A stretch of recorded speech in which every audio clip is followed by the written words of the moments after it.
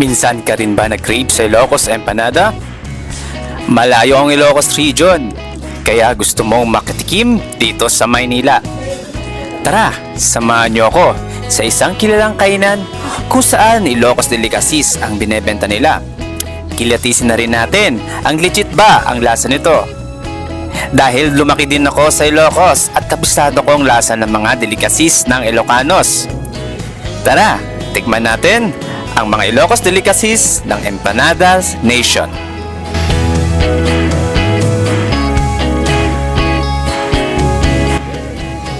Agad ko ngang tinikman ang empanada nila. At ayun, kuha ang lasa. At kung i-rate ko ito from authentic empanada, 10 out of 10 ito.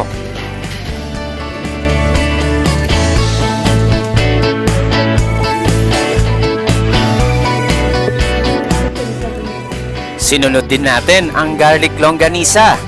Ayun, kung saan 10 out of 10 din ang lasa nito.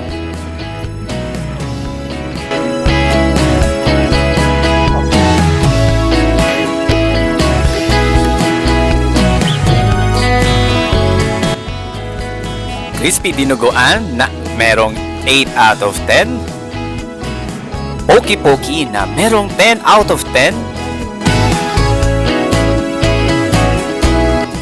Igado na merong 8 out of 10 ang lasa nito.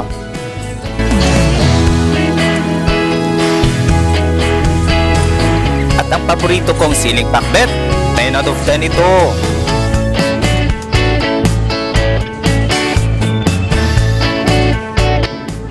Inabraw, 10 out of 10 din ito. At ang Mickey na 9 out of 10.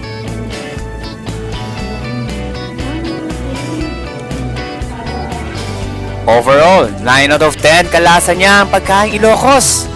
At ito pa, marami pa silang ibang pagkain.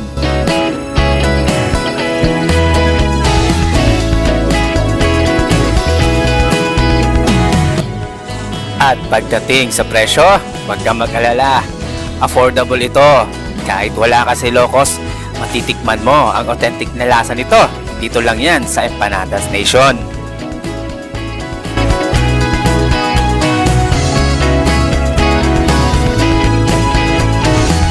Marami silang branches dito sa Maynila.